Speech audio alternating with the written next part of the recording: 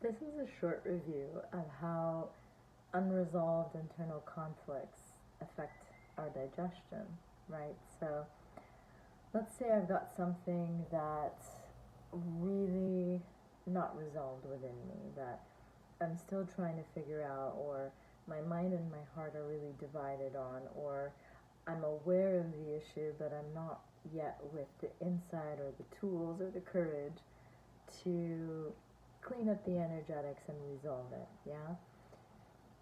When we're in that place, it introduces a background sort of movement or instability or unsettledness to your emotional world, right? And those energetics then carry into the physical body. And specifically with regards to digestion, the digestive system is like the portal through which the stuff in the emotional body comes into the physical body.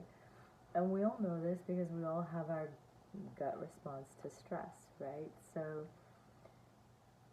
when we have something that's like wavering the foundation in the background in our emotional bodies, one of the first places that we're going to see it is our tummies, right? So how you respond to the internal conflict is totally unique and will depend on your constitution and your current state of energetics. Some people get really anxious and maybe even lose their appetite and feel nauseous. Other people may feel really heavy and sad and um, feel the need to overeat, to soothe. Everybody's got their own sort of unique response. Some people can't stop going to the bathroom, some people can't go to the bathroom. So, what your response is to stress or to triggers emotionally or to internal conflicts is not the main area of focus here. It's cleaning up that background movement and instability and triggering to optimize what's going on in your ability to digest, right? So the ability to digest, your digestive capacity or your Agni, is immediately going to be hampered by the internal conflict. And so already, whatever you're putting in, even if you're eating really well and you could have handled it before you had the internal conflict, your capacity to digest the same things is now lower.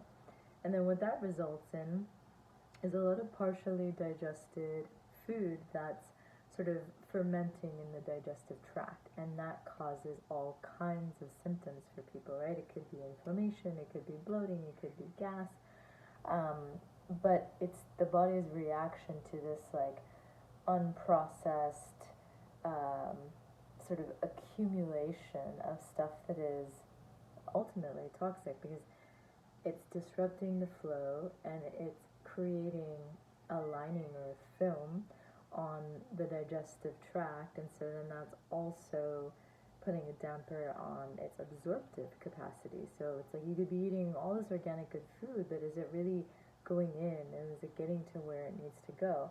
And this is the basis of what a lot of people will call like leaky gut syndrome um, on the West, right? So the sequelae in the digestive system, literally every digestive symptom and experience can happen. What's the root of it, right? And so it could be what we're eating to some degree, and that's usually what we clean up first, right?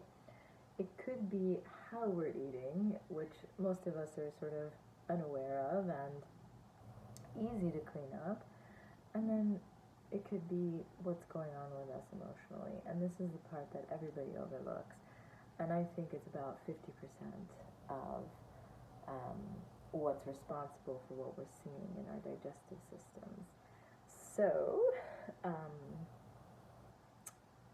having unresolved internal conflict can decrease your digestive capacity. It can decrease the actual functions of breaking down and absorbing all kinds of good stuff to fuel your body.